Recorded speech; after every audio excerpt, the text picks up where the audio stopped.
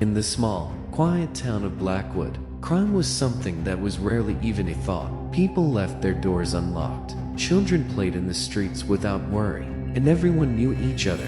But on November 18, 2019, that safety was shattered. Lisa Harper, a 26-year-old schoolteacher, was found brutally murdered in her own home. The crime scene was unnervingly clean, no forced entry, no signs of struggle, and not a single fingerprint. It was as if the killer had entered, committed the crime, and disappeared without a trace. The only piece of evidence, a video perfectly clear HD recording from Lisa's security camera. However, the footage showed something baffling. It captured the murder, but no killer. The police were left with an unsolvable puzzle. How could a murder be caught on camera, yet show no visible perpetrator? What they would uncover in that footage would haunt them forever. Lisa Harper was well known in her community, a beloved schoolteacher. She had no enemies, no criminal connections, and no secrets. Her life was simple but fulfilling. She lived alone in a quiet suburban house, had a steady boyfriend, Mark Caldwell, and spent her free time volunteering at the local library. On the night of November 17th, Lisa had spoken to her mother on the phone, watched an episode of her favorite Netflix show, and went to bed around 11:30 p.m. Her house was secured with state-of-the-art security cameras, placed strategically both inside and outside. At exactly 3:12 a.m., Lisa was murdered. There were no alarms, no signs of forced entry, and no one heard a thing. The next morning, when Lisa didn't show up for work, her colleagues assumed she was sick. But when Mark went to check on her, he found her lifeless in bed, her throat slit with precision. Her body was unnaturally positioned, her hands crossed over her chest, almost as if she had been carefully placed. There was no blood splatter, no signs of a struggle, only an eerie silence. The only clue, the footage from her security camera. When the police reviewed the footage from Lisa's security system, they expected to see an intruder. What they found instead was something far more baffling. At 3:12 a.m., Lisa was seen peacefully asleep in bed. Then, for 3 seconds, the camera glitches. When the feed returns, Lisa is in the same position, but now her throat is cut and she is dead. There were no intruders. No one entered or left the room. The camera continued recording the entire time. It was as if Lisa had been alive one moment, and in the next, she was gone.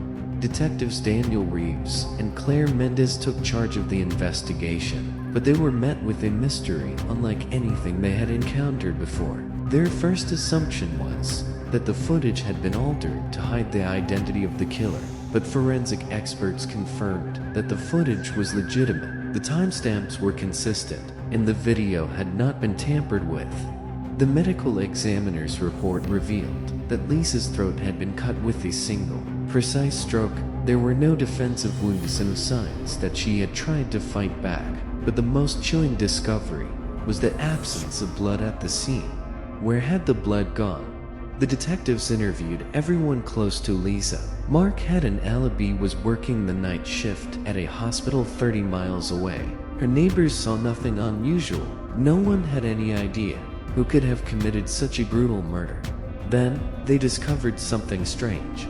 Lisa had been receiving anonymous letters for months. They weren't threatening, nor affectionate, just strange, cryptic messages. One letter read simply, "Do you believe in the unseen?" Desperate for answers, Detective Claire Mendez re-examined the footage, looking for any overlooked clues. At exactly 3:12 a.m., just as the camera glitched, Claire noticed a detail she had missed before. The curtains in the room shifted, as though moved by an invisible force. A chair in the corner moved slightly, without anyone touching it, and most unsettling of all, Lisa's breath was visible in the air, as though the temperature in the room had dropped significantly. It was as if something or someone had been present, but wasn't captured by the camera. As they delved deeper into Lisa's past, Detective Mendez uncovered a shocking secret. Lisa had a twin brother, Samuel, who had died at the age of 6 after battling schizophrenia. Samuel often spoke about a man in the dark who he claimed would take him away one day. After Samuel's death, Lisa never mentioned him again, but when forensic technicians analyzed the background noise in the footage, they heard something strange, a faint, eerie whisper. "Lisa, it's time." And in the final frame of the footage, they saw it. A shadow and inexplicable figure appeared on the ceiling, where there was nothing but a blank wall. The investigation revealed a chilling truth. The killer was still unknown, but this was far from an ordinary case.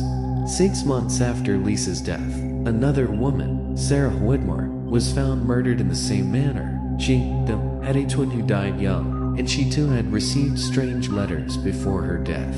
Her house was equipped with security cameras that recorded her murder, but once again, no killer was visible. The last letter Lisa had received was also found in Sarah's home. Unopened, it read, "You cannot escape the ones who are meant to take you." The killer was never found, but was there really a killer at all? The case of Lisa Harper remains unsolved, a chilling murder with no suspect, no weapon, and no clear explanation. Was it a highly skilled murderer who somehow manipulated the footage, or was there something even more unsettling at play? A killer who left no trace, no human identity. The question remains, what if the killer is something or someone that exists beyond human comprehension?